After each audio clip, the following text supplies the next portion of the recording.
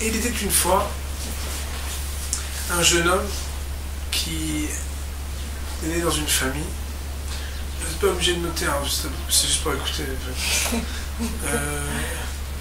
Qui est né dans une famille et il était très érudit. Depuis son plus jeune âge, il avait comme ça des qualités, il comprenait vite.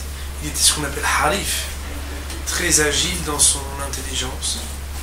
Et après un certain âge, comme c'est le cas de beaucoup de jeunes hommes, il a demandé le droit à ses parents de quitter la maison pour aller étudier ailleurs, dans une autre ville. Et il était question qu'il parte en Turquie pour étudier en Turquie. Là-bas, après qu'il ait insisté, ses parents ne voulaient pas le laisser partir. Mais comme il était très brillant, ils lui ont dit, ok, pars, mais qu'on fasse un pacte.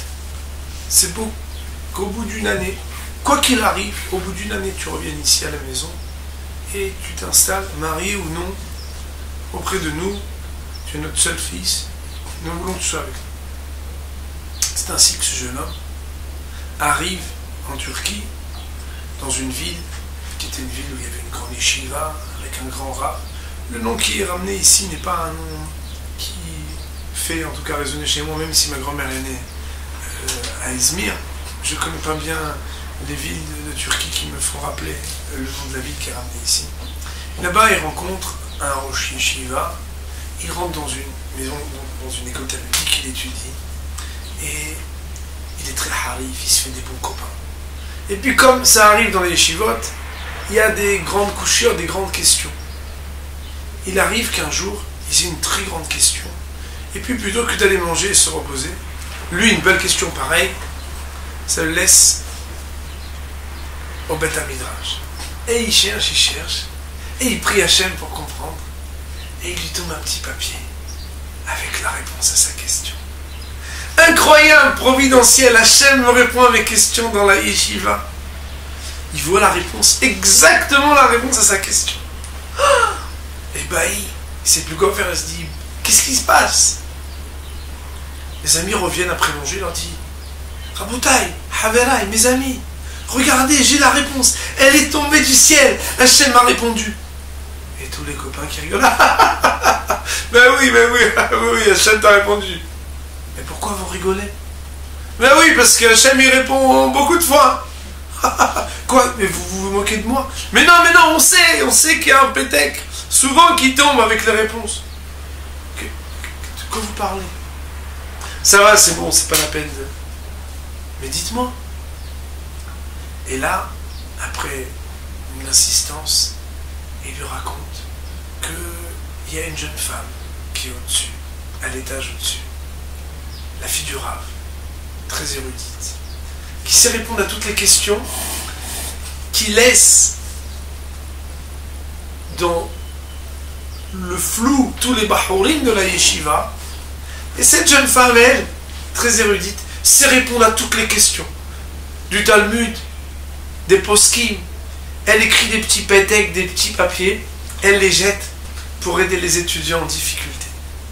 Et lui, incroyable. Il voit que ce n'est pas une fois, mais plusieurs fois. Chaque fois qu'ils ont des questions, des énigmes insolubles, ils reçoivent un pétec. Cette jeune femme, elle sait répondre à toutes les questions. Et il dit, je veux épouser cette jeune femme. Alors, les élèves disent, ne parle pas de choses impossibles. Mais pourquoi? On ne peut pas te dire pourquoi, mais ne parle pas de choses impossibles, c'est pas la peine. Il insiste, parlez-en au Rav, s'il vous plaît. Je veux épouser une femme comme ça, qui est proche d'Hachem, qui connaît la Torah, qui sait répondre aux questions. Et puis,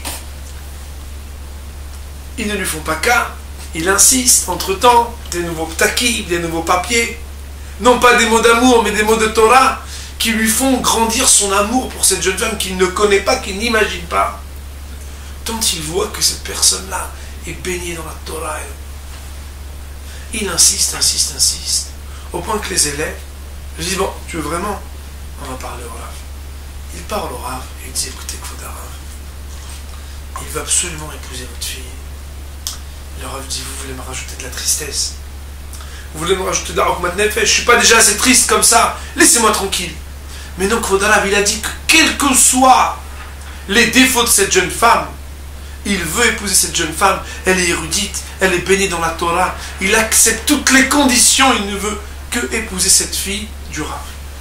Et là, le Rav, qui d'une part est tenté d'accepter, parce qu'il ne savait pas s'il pourrait marier cette femme qui allait, au fur et à mesure du temps déjà, devenir plus que vieille fille, et de l'autre, une raison, encore inconnue, enfin, encore secrète, qui le faisait être dans la retenue.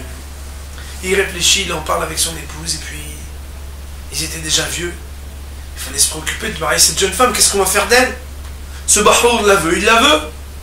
Après tout, il a dit que, quelles que soient les conditions, il accepterait de se marier avec elle. Parce que elle est érudite, elle aime la Torah, elle sait répondre aux questions.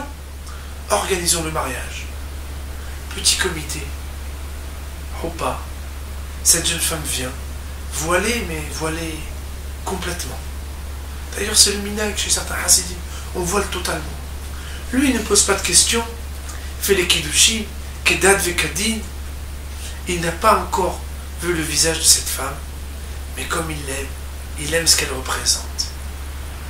Ils font les kiddushim et ils partent. Le mariage célébré, l'isolement les amène à se retrouver. Et c'est là que le mari vient découvrir le voile de son épouse. Et là, l'histoire nous raconte qu'en dévoilant son visage, il voit que cette femme n'a pas un visage humain. Elle a un visage qui ressemble à un visage animal. Comment?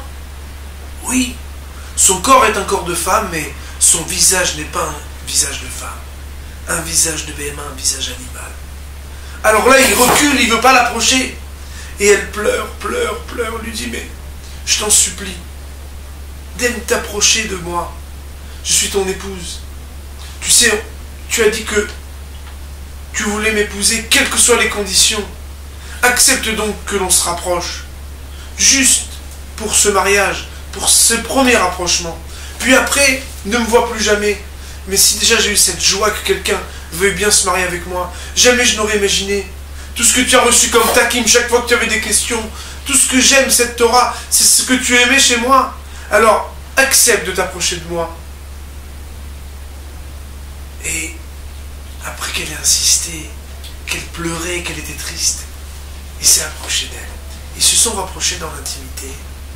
Et ensuite, il est parti.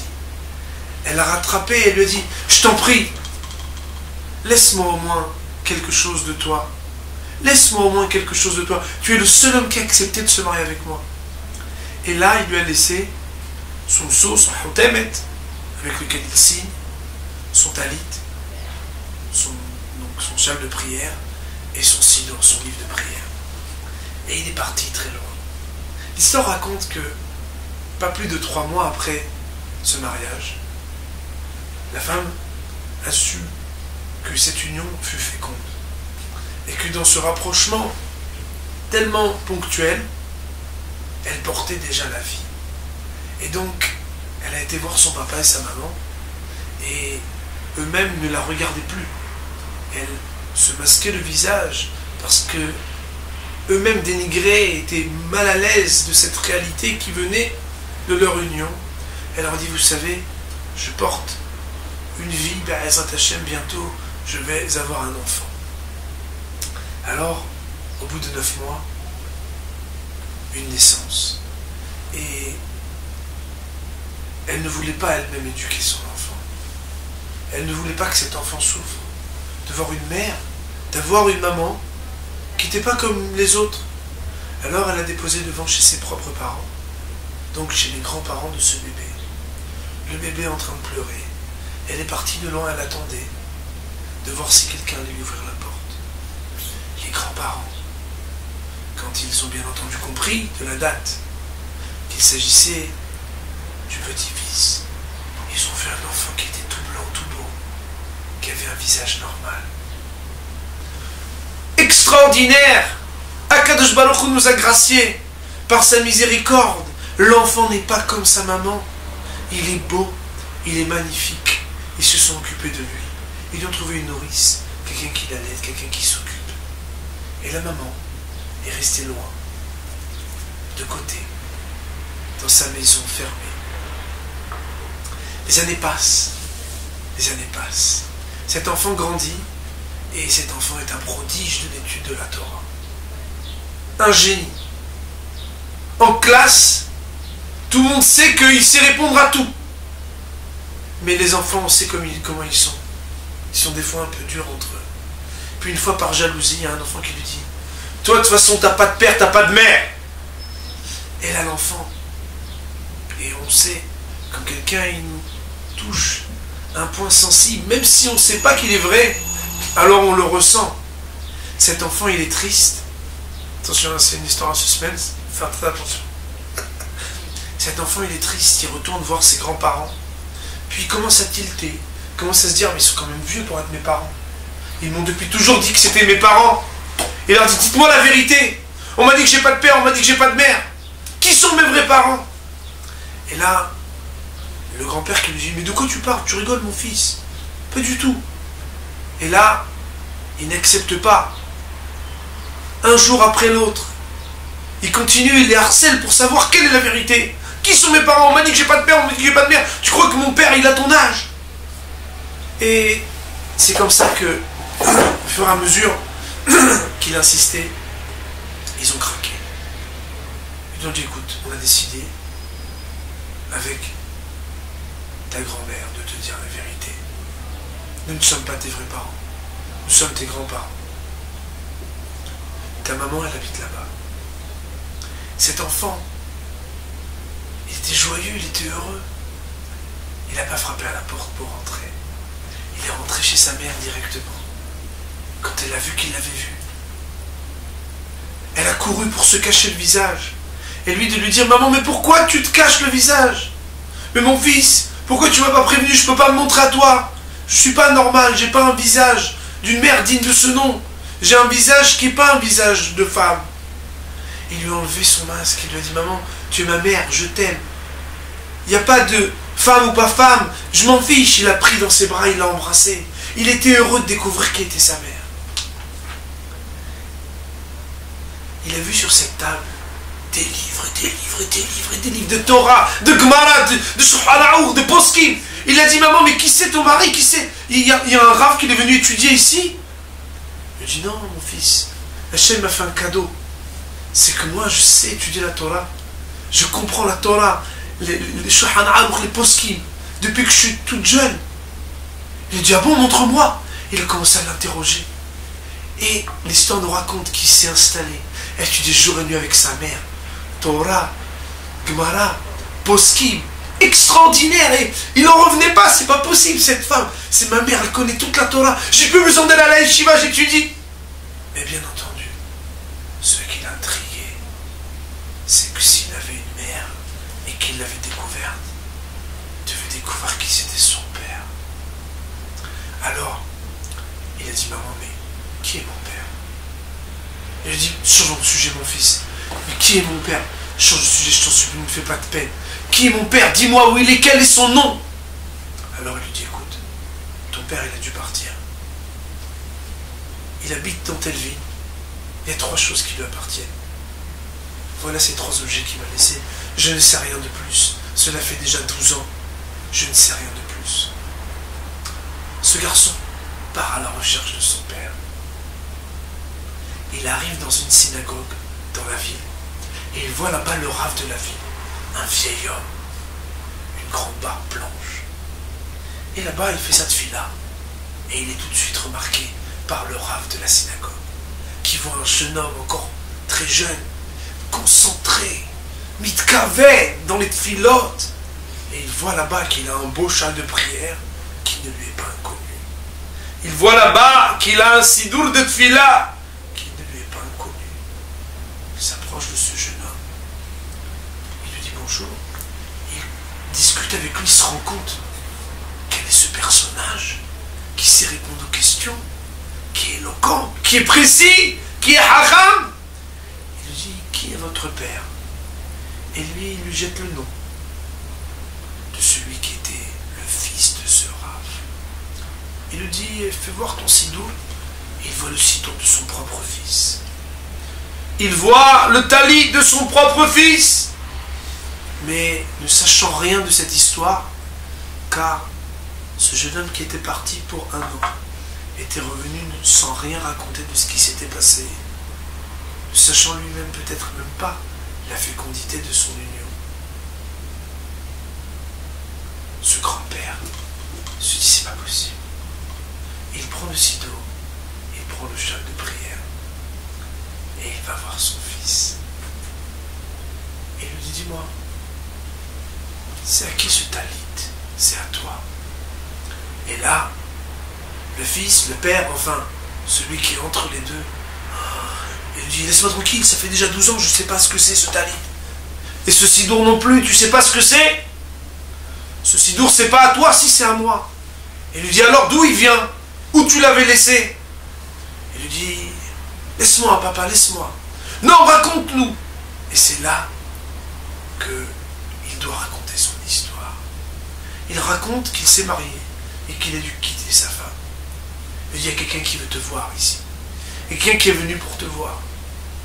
Et là, c'est à présent les retrouvailles du fils avec son père. Il le rencontre et il l'enlace, il lui parle. Le père ne croit pas ses yeux de voir un fils de cette union tellement beau, tellement magnifique, incroyable. Jamais il n'aurait imaginé, pensé d'abord qu'il puisse avoir dans cette union tout de suite un enfant qui naisse, mais en plus un enfant tellement beau, tellement haram, tellement extraordinaire. Cet enfant heureux, il a retrouvé son père, il a retrouvé sa mère. Alors,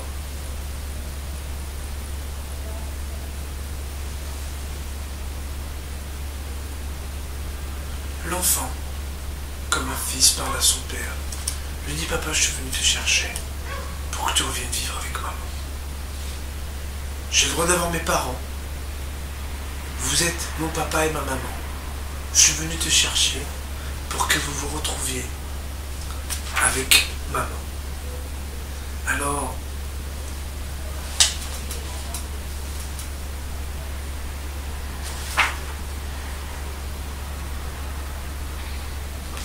le père lui dit, écoute,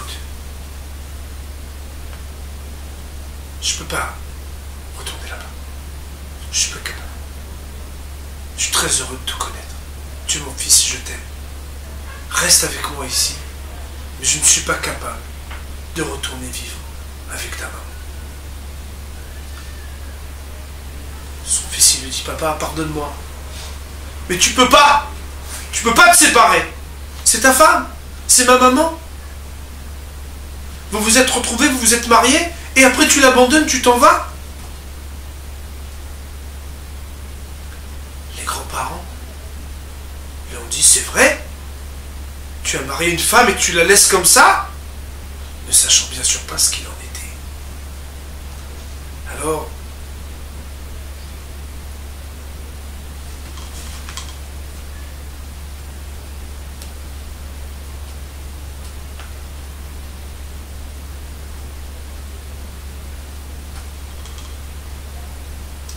le père accepte de partir en route avec son fils. Le fils s'arrête, il se cache, et il pleure. Il prie comme je. Il pleure, il pleure, il pleure. Mais c'est mon 15 sous. C'est prévu pour le suspense.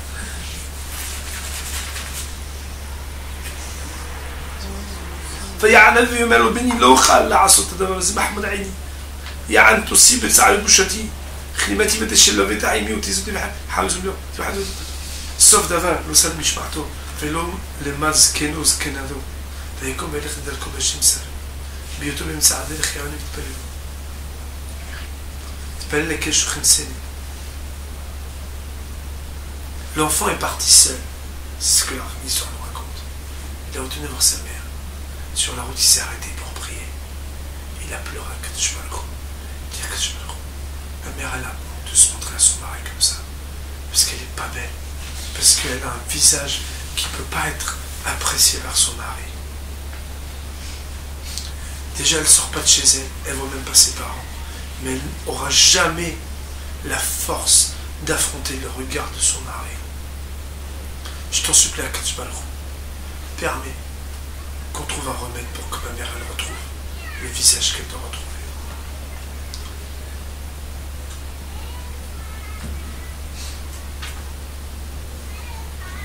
Et bien, que la mère à ce moment-là, au même moment où il pleurait, où il priait, elle pleurait. Elle a demandé à Akadosh Baruch Hu, aide-moi. Je t'en supplie. Je ne sais pas ce que c'est que ce fils-là. Il est haram, il est harif, il m'a aimé, il veut aller voir son père. Je ne sais pas ce qui va se passer. Si jamais il revient avec son père, comment ça va se passer? Je vais avoir honte, je vais avoir de la peine. Ils ont prié au même moment. Lui pour sa mère. Elle, pour la même raison. Leurs tfilotes sont montés chez Akadosh Baruch Hu. Akadosh Baruch Hu, il a envoyé Léon Navi. Et Léon Navi, il s'est révélé en songe à ce jeune homme. Il lui a dit, pourquoi tu pleures? Le jeune homme l'a raconté à Léon Navi, il lui a dit, parce que j'ai de la peine. Mon père et ma mère, ils sont séparés. Je ne sais pas quoi faire pour les rapprocher. Akadosh Baruch Hu, il a créé ma mère différente de toutes les autres mères. Aucune mère, elle est comme elle. Et c'est à cause de ça, parce qu'Akadosh Baruch Hu, il a créé ma mère comme ça, que mon père, il s'est séparé, il ne veut plus voir ma mère. Et Léon Navi, il lui a donné une petite fiole, et quand il s'est réveillé, là-bas, il lui a dit, vos gémissements à toi et à ta mère, elles sont montées dans le ciel.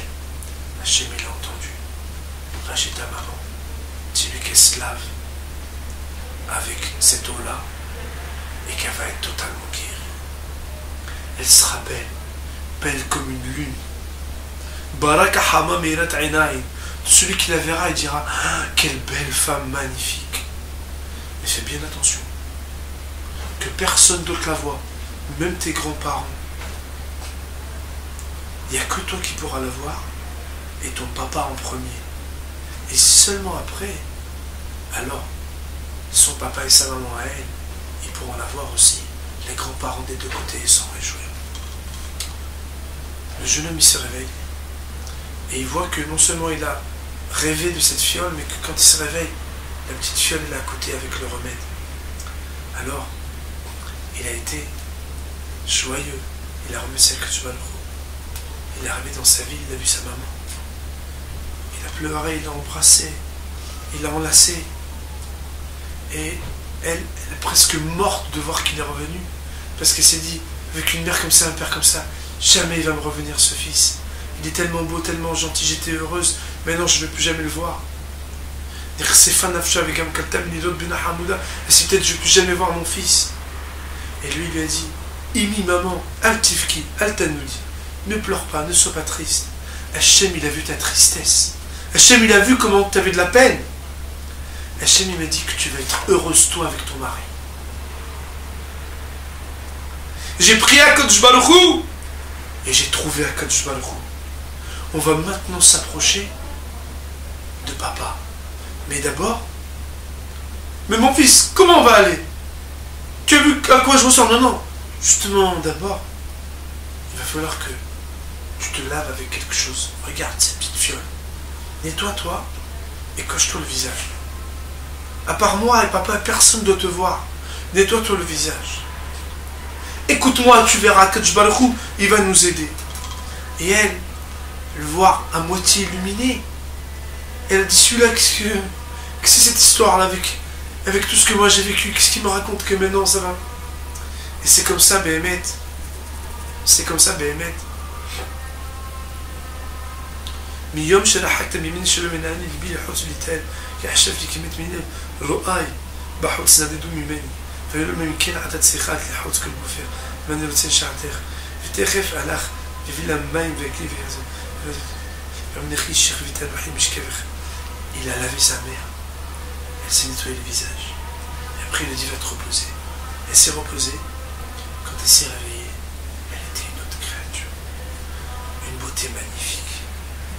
Alors son fils lui a dit, Prends donc le miroir. Vistekliba. Regarde ton visage. Amla Lobeni, chez Bessali, mais en me touchant déjà, je n'ai jamais accepté de me regarder dans un miroir, mon fils. Chez le Lagdil Sahari pour pas avoir plus de peine.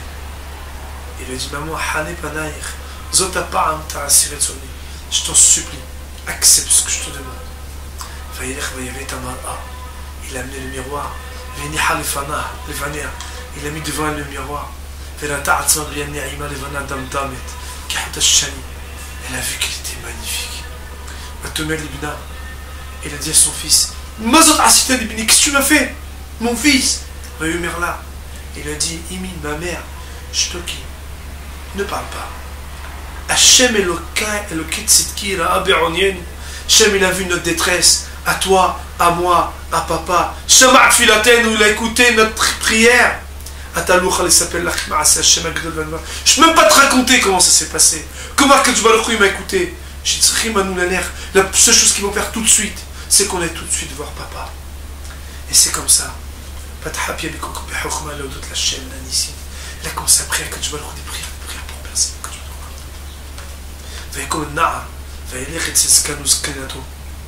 Il a été voir le grand-père et la grand-mère, qui étaient soi-disant ses propres parents à lui. Il leur a dit, dépêchez-vous vite, on va partir ailleurs. On va tous partir voir mon père. Ils ont dit, mais notre fils, notre petit-fils, on ne peut pas.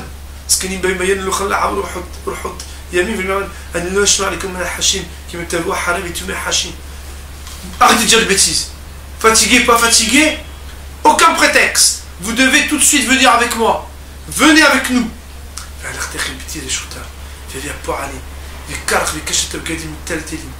Ils ont tout pris, ils ont tout emballé, ils sont partis comme s'ils déménageaient définitivement pour voir le père. Arrête-toi, qu'est-ce que tu racontes? Qu'est-ce que tu fais? Tu prends nos affaires, nos bagages? Laissez-moi faire, ne discutez pas. Ils sont partis, grand voyage.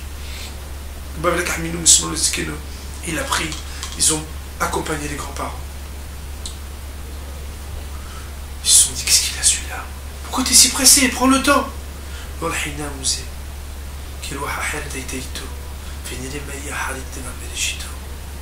Il a pris sa maman, il l'a couvert le visage. De haut en bas, il l'a couvert, qu'on voit rien. Il l'a amené sur le bord de la charrette. Ils sont partis. Ils ont pris tout ce qu'il fallait comme moyen de locomotion. Personne ne s'est rapproché d'elle. Interdiction. Ils ont été.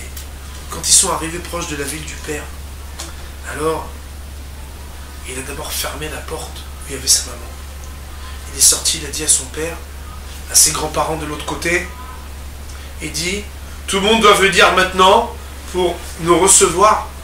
On va se retrouver en famille avec les grands-parents, les parents et moi le petit-fils. Ma maman, elle est venue, elle ne repartira jamais d'ici. Quand le père il a entendu que la mère elle est là, il a été très honteux. Il a dit quoi? Tout le monde va voir cette femme, je vais avoir honte, tout le monde va voir la femme que j'ai épousée. Tout le monde va se moquer.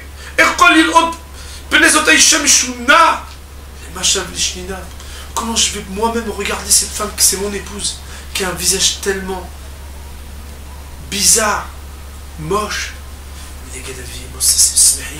Ses parents à lui qui ne savaient pas qu'elle avait ça sur le visage. Ils étaient heureux de dire, enfin on va connaître la mère de ce petit-fils extraordinaire. Pourquoi tu nous as caché ça? On est tellement heureux de cette simha. Et c'est comme ça, Béhémet, que eux ils pensaient qu'elle n'était pas autrement que parfaite. Hazanna al-Sfina. Il a pris là-bas les grands-parents d'un côté et de l'autre. Il les a réunis. C'est comme ça que le Koufa Bila Hidal Shizmillah.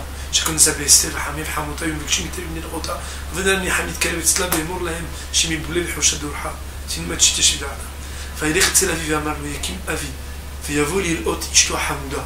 Il a dit papa, tu vas venir voir ma mère, cette belle femme que tu as épousée. Le père il a tremblé.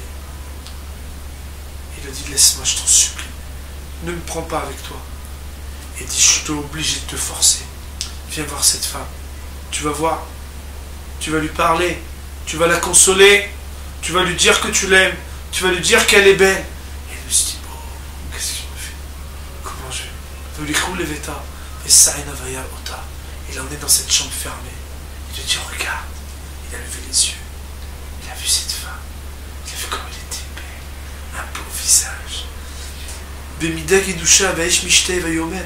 Azot Naomi Ishti. Hashem Astiba. C'est cette femme que j'ai dénigrée, que j'ai méprisée, que j'ai délaissée, que j'ai abandonnée. Vayomer Lobeno. Son fils lui a dit, Zot Ishtecha. C'est ta femme. Veimi. C'est ma mère. Veata Avi. C'est toi mon père. Vealer Ktuba. Voilà l'engagement que tu as. Si Bello comme il leur a raconté qu'il lui a navi s'est dévoilé, qu'il lui a natslohit, au nom de l'amour de ce père et de cette mère, qu'il avait aimé, parce que c'est une femme qui était dans la Torah, qu'elle avait Yirat Shamaim, qu'elle connaissait la Torah. Il l'a aimé pour ça. Parce que cet enfant, il est sorti. Il a pu réunir ses deux parents par une file extraordinaire qu'il a fait. Et c'est comme ça qu'en sortant, les grands-parents, les parents de cette femme, ils sont faits s'évanouir. Ils ont dit, bon, c'est notre fils, cette belle femme, que nous-mêmes on avait abandonné, que nous-mêmes on ne voulait plus voir. Qu'est-ce qui est sorti? Par la prière, par l'amour désintéressé d'un homme pour les valeurs spirituelles d'une femme, d'un enfant pour les valeurs spirituelles d'une maman qu'il a aimée, en dépit qu'elle soit belle ou pas belle. Il a été se battre contre tout, défier tout ce qu'un homme il aurait pu que mépriser d'une femme, pour porter les tfilotes d'un côté et de l'autre vers Kadosh Baruch Hu, et comme un ange, aller chercher cette Yeshua, cette délivrance extraordinaire, cette union d'une famille qui était totalement désunie. Parce qu'une femme, elle n'était pas à la hauteur de ce que la grâce et la beauté de cette femme devaient faire de leur union. Mais elle avait autre chose. Cette histoire, elle nous révèle et nous dit ici, celui qui raconte, combien le shalom, l'harmonie dans un couple, la paix dans un couple, l'amour de quelque chose de beaucoup plus grand que l'amour du corps, il peut faire dépasser toutes les barrières. Il peut faire quelque chose qui transforme une femme qu'elle était tellement horrible, elle peut devenir la plus belle des femmes. Parce qu'un homme, il aurait voulu l'aimer. Parce qu'un enfant, il a voulu prendre dans ses bras son père et sa mère.